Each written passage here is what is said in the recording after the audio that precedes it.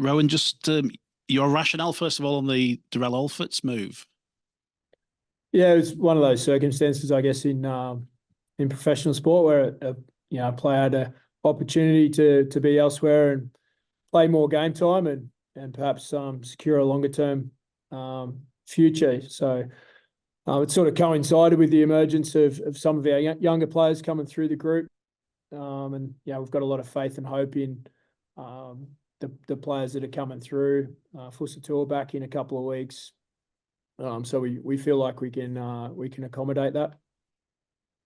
Obviously, he's not had the chance to play this year because of injury largely, but how would you quantify his contribution to Leeds? Yeah, Derrell played some big games last year. He had some moments, as we all did last year. It was a difficult circumstance, quite often last year. This year, he's had a good preseason and he played quite well in the friendlies. Just unfortunate injury gave another player the jump to start the season, and we've been reasonably sort of stable and consistent as a team so far. So I haven't looked to disrupt that at this point. So I can understand an experienced player wanting to get more game time that I couldn't guarantee him in the short term. It obviously gives you cap space, squad space. Are you prepared to be patient regarding replacement, or do you feel like you'll be looking straight away?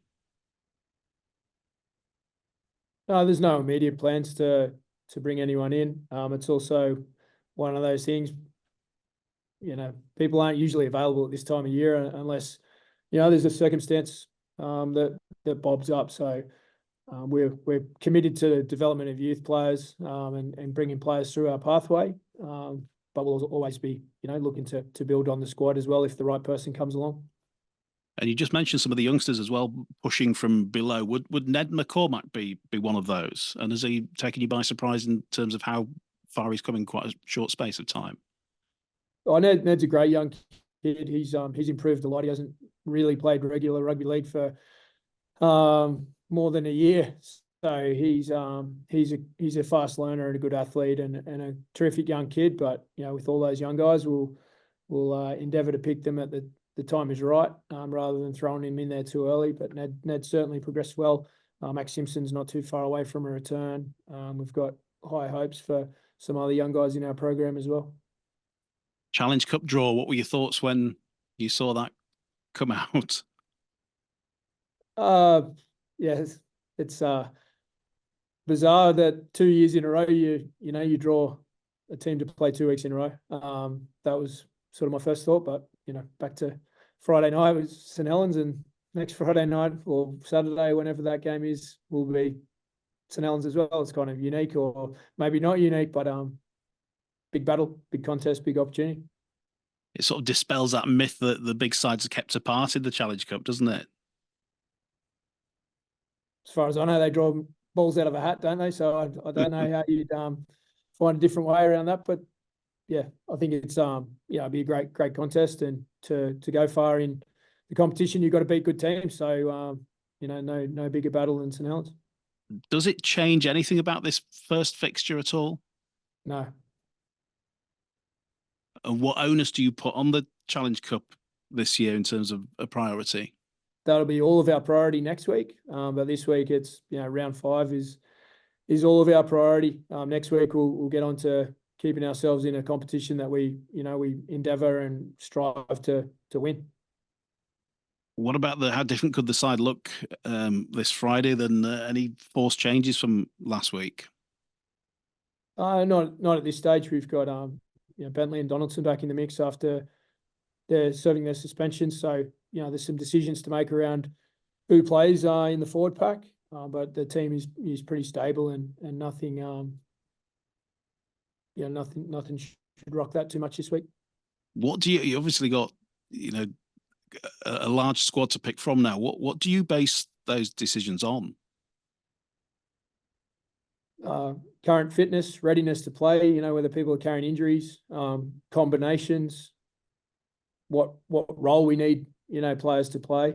We've got a bit of versatility in our some of our back rowers and middles can play both. So the other thing is trying to keep as many players ready to play as possible. So we've had a few forced changes with suspensions so far. We've had an okay run with injuries, but that's given other people the opportunity to get match fit and get their throw their hat in the ring. So we'll assess, see how. Got a few people to check come Thursday, but we'll be reasonably stable again this week. What do you expect from Saints on Friday night then? You know what you're getting with St Helens every week. They're a great competitive team. They're extremely hard to break down. I think their attack has evolved a little bit. The way that they've structured their team is a little different, with Dodd playing across the middle of the field a bit more often, and Wellesby and Lomax sort of playing on either side. But they're great, smart players as well. So they're not limited in their roles, but they've probably evolved a little bit more passing from their middle unit players playing before the line. So there's a few little intricacies there that are perhaps a bit different, but the Saints DNA of competing hard and scrambling and being in it to win it is certainly very evident. And given the way, just lastly from me, Rohan, given the way you've started the season, what would a victory over a side of the calibre of St Helens on Friday do? Oh, a win against a big team is always a scalp, but at this time of the year, it's 2 points. It's 2 points for everyone. Everyone's scrambling to try and find their identity and get match fit, and to try and get a bit of consistency. So we know it's going to be a huge battle and something that we look forward to. You're just mentioning Ned McCormack. He played rugby union. He played wing in rugby union, but he's been used as a centre in since he joined Leeds. Do you see him as an out-and-out centre, or could he play wing if necessary? I see him as a centre at this point. He hasn't played a lot of rugby league, so rather than bouncing between positions, we thought we'd pick one. He's good with the ball in his hands early. I don't know anything about rugby union, so I'm not sure what wing looks like really for a player like him in rugby union. But as a centre, he's starting to take shape. He's still very young in his development. We've got high hopes for him, but we won't be rushing anything there. Lewis Roberts came in probably a little bit unexpectedly at the start of the season when Fussy Tua got an injury. He's played every game so far. What do you make of his contribution? He's been sort of a quiet achiever so far, hasn't he? Yeah, he's done a good, solid job. He's been tested. Every team's kicking into that corner every week, and he's done a really good job defensively. He's been very sound, and he's still growing. He's still a young kid, and his body's still developing. But he's found some good yardage carries in recent times, and he's just been a really solid, stable team player to date. So he's fit in on the a right edge that's been going pretty well. Did you go to the reserve game on Saturday at Lee, or have you seen any footage of it? Yes, to both. I just wondered how you've got a rugby union trialist winger playing in that. Josh Gillespie. I just wondered how he went. Josh went well. He showed some nice signs, nice touches. He's very athletic. There was 28 penalties, or there might have been 38. I don't know, somewhere between that. Playing with a lot of the armpit or shoulder tackles that everyone was shocked by. So the game was very stop-start. So as a winger, when there's no kick returns in the game, it's quite difficult to get many possessions. So Josh suffered from those new laws. Is he going to get more opportunities to show what he can do? He'll play in our reserves match next weekend against St Helens or whatever day that turns out to be.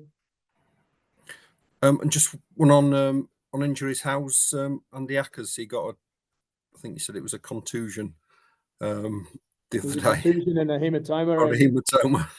Now he's back in training. He should be fine. He got a bang there, but it's nothing that he should keep him out.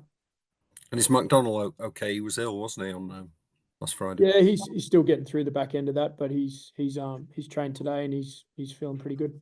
I just wanted to ask you about Ash Handley, if I could. I think I saw start of the weekend saying if he carries on at this try scoring rate, he'll he'll finish the year on something ridiculous like 48 tries. I know you wouldn't expect him to do that, but just how pleased have you been with not just the tries he's scored this year, but I guess his all-round game and what he brings to the side? Yeah, he's been a very solid contributor, in my time at the club, but certainly this year he's taken his game to another level with his application and diligence through the preseason to strive and to be better. He set himself up for a good start to the season, but as we've been talking about, it's about getting back to the bottom and starting again this week. So he's got that mentality each week, which I'm really enjoying, that he's striving to get better each week, not reading his own press. Obviously, it seems like he's really developing and flourishing on the field, but I guess is the same true off the field as well? I think you've spoke before about he's emerging as a bit of a leader in your group as well. Can you see some development in him off the field?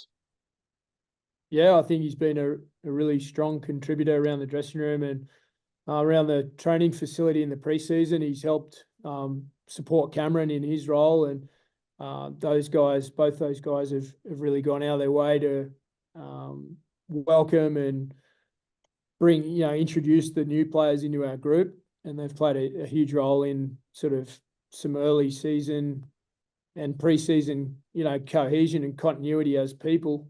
Ash has played a big part in that, and he's had a real impact even around the club with his interactions and the way he goes about dealing with sponsors and people in the admin building and stuff. He's really grown and extending himself out to the whole Leeds sort of family.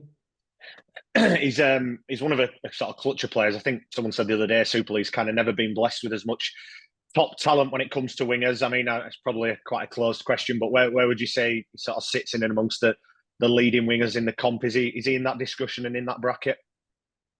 Ash is certainly playing really well. I don't spend any time comparing him to others. Like, we're fortunate to have Ash in the club and signed for a few years. So it's our job to help Ash get better and better and for him to play a part in us growing as a club. So that's sort of where my attention goes. But yeah, there's some great wingers, as you said, and the Super League is in a good place, I think, at the moment.